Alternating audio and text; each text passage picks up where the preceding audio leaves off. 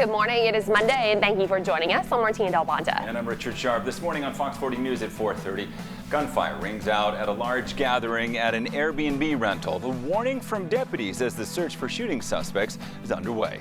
California's salons and barbershops can only operate outdoors, but we'll tell you more about the hundreds of businesses saying they'll welcome customers inside as early as next week. It's a mild start to the morning. We have temperatures in the 60s, close to 70 in Sac. We'll talk about how hot it gets today and when to expect triple digits this week in the full forecast coming up. Keeping you informed during extraordinary times. This is Fox 40 News at 4:30. Let's get to the latest numbers now. Coronavirus cases worldwide surpassing 19.8 million. Johns Hopkins University now reporting the pandemic has killed more than 731,000 people. More than 5 million COVID-19 cases are here in the U.S. and more than 162,000 Americans have died from coronavirus. Fox 40 is also tracking the coronavirus here in California. Johns Hopkins University reporting more than 559,000 confirmed cases of COVID-19 across the state. The disease has killed more than 10,000 Californians. An employee at San Quentin Prison has died from COVID-19 complications. Sergeant Gilbert Polanco is the first employee there to succumb to the deadly virus. Family believes that he contracted COVID-19 at San Quentin, where he had worked since 1988. California Department of Corrections and Rehabilitation's officials say yet another inmate there also died yesterday, bringing the total to 24 inmates at San Quentin who died during the pandemic. Its fight against COVID-19, the director of California's Department of Public Health has resigned. Fox 40's Olivia DeGennaro joins us live now with more on the announcement from Dr. Sonia Engel. Good morning, Olivia. Good morning. So the director and health officer here announced her resignation to her staff in an email, and we did get a copy of that email. Part of it reads, since January, when we got word of repatriation flights arriving from Wuhan, China, our department has been front and center in what has become an all-of-government response of unprecedented proportions to COVID-19. Not one of our staff has gone untouched by the changes that have occurred, not in our professional lives or our personal lives. Engel has held the position since October of 2019. She frequently appeared alongside Governor Gavin Newsom in his public briefings on the state's efforts to combat the pandemic and was considered a key player in the coordination with local public health departments across the state. Governor Newsom released this statement in regards to her departure, responding, and it reads in part, I want to thank Dr. Engel for her service to the state and her work to help steer our public health system during this global pandemic, while never losing sight of the importance of health equity. Sandra Shuri will be the acting California Department of Public Health Director, and Dr. Erica Pan will assume the role of acting state public health officer in the meantime after Dr. Engel steps down. But a lot of questions about why now, during the middle of the pandemic, would the director and health officer resign? We haven't gotten clarification on her reasoning for resigning, and it's not clear if we will, but this comes just about a week or so after it was announced that the state tracking system to manage and monitor how many coronavirus cases are popping up in California is not reporting correctly. So it's not clear if that has something to do with it, but we know the governor is expected to address the state today at noon, and we may get some more insight depending if he decides to touch on this today. Reporting live in downtown Sacramento, Olivia DeGennaro, Fox 40 News. Thank you, Olivia. Well, hundreds of salons and barbershops across the state are planning to reopen indoors as soon as next week. They're choosing to go against state orders by joining a new movement on social media called Open Safe California and vowing to reopen on August 17th. Right now, salons and barbershops are only allowed to operate outside if they are on the state's COVID-19 monitoring list. One salon owner in Lodi says that's just not a realistic solution for businesses. He only granted dry haircuts outdoors, and the majority of our clientele, I would say about 95%, are color clients. So if we can't do color, we can't work. Yeah, a lot of people need the hair dye or the highlights. Salon and barbershop owners say they will do everything in their power to open back up safely.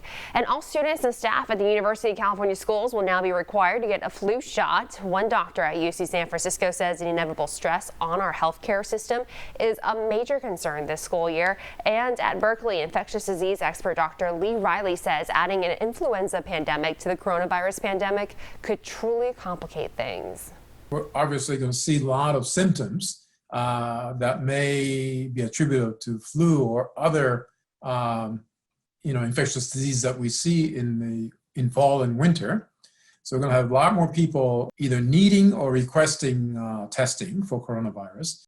The UC system's new mandate requires everyone within the system to get a flu shot by November 1st. 4:35 now. One Southern California beach town is taking PPE seriously with the new mandate. The health ordinance enforcement officers in Hermosa Beach are telling people that they have to wear a mask or get a ticket. It's pretty steep too. $100 for the first time, $200 for a second, and $500 after that for a year. Wearing a mask but not covering up the nose does not count. I think it's definitely a deterrent. I mean, I think everyone should have their own right to follow it or not, but it is we're on city property. Now, there are some exceptions for kids under 2 years of age, people with a medical note, and those who are hearing impaired or need to see lips to communicate. The masks are still not required, of course, in the water. Shots ring out at an Airbnb rental here in Sacramento, and Sacramento County deputies investigate the shooting. They are urging people not to hold large gathering at these homes. Fox 40's Karma Dickerson joins us live with more on all this. Good morning, Karma. Good morning. Yes, we are sitting here at the home on right off Delma and Howe, and we can see where you have the white picket fence. It was behind this home right here that we were talking about, that Airbnb that's shooting at that party. Now, this is something that unfolded over the course of the weekend, and investigators are still trying to figure out what led up to that shooting. But we do know at least 3 people were shot here. So we want to take you back to Saturday night, where people gathered for a house, and that's where gunfire was reported around 1 a.m. Sacramento County deputies say 3 people were shot. All were in their 20s. They all had non-life-threatening injuries. Now, the sheriff's office is advising against large gatherings at Airbnb rentals. We're talking about a lot of young folks. We are really, truly urging them to, not just for COVID reasons, please stop with these parties. Somebody shot a gun and hurt people and could have killed people. And so that was a spokesperson with the Sacramento County Sheriff's Department. However, deputies believe that there was just one shooter at the Airbnb, so one person responsible for the 3 people shot. Anyone with information is asked to come forward. Worth noting, we were able to speak with one of the tenants here who wasn't related to the party, but someone who stays here more long term. And he essentially said he believes it was a case of someone renting out the place for a birthday party, and it got out of control. From there, they said it was pretty chaotic. A lot of people in the streets, a lot of just confusion over the course of the night as people were trying to figure out what exactly led up to it. They described it as some pretty scary moments as, chaos essentially broke out at what was intended to be a house party that clearly got out of control. Reporting live, Karma Dickerson, Fox 40 News. Karma, thank you. Wow. In Stockton, a man is facing charges after pointing a gun at an officer and then leading police on a short chase. Stockton police say Saturday night, Cesar Miranda was driving recklessly in the area of 8th Street and Nightingale Lane. They say he pointed a gun at an officer in an unmarked vehicle before taking off, then crashing. Miranda tried to flee on foot but didn't get too far before officers caught up with him. He was taken into custody on weapons and traffic charges. Well, forest fires continue to threaten the Amazon rainforest. Research shows more than 5,800 developed in just the first 6 days of August. That's up 7% from the same time frame last year. If this trend continues, researchers worry that this may be the worst August Amazon has seen in 9 years. Brazilian President Jair Bolsonaro has deployed the military to fight these fires. And crews are getting more of a hold on the Apple Fire in Southern California.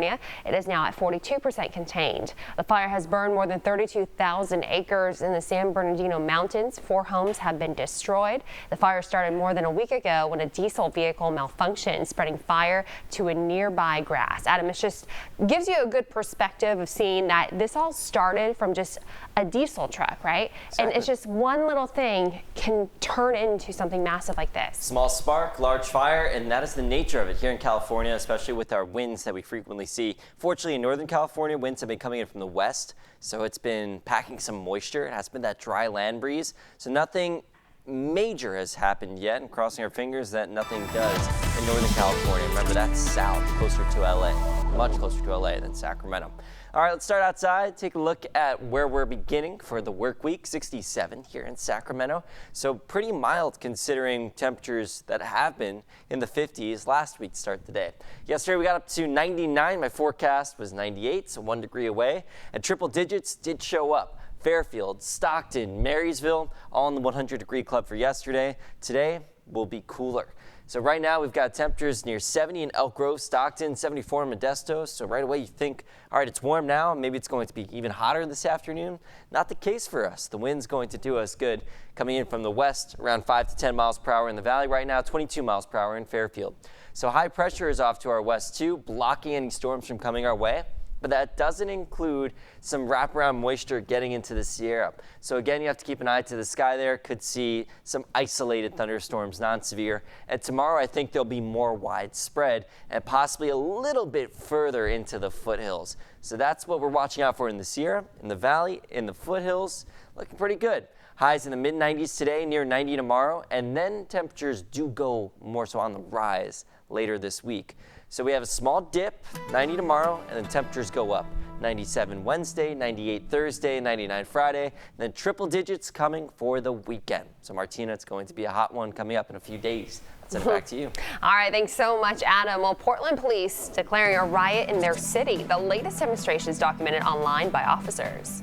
And President Trump receiving pushback after a new round of executive orders. The latest actions the president is taking to bring federal aid to Americans.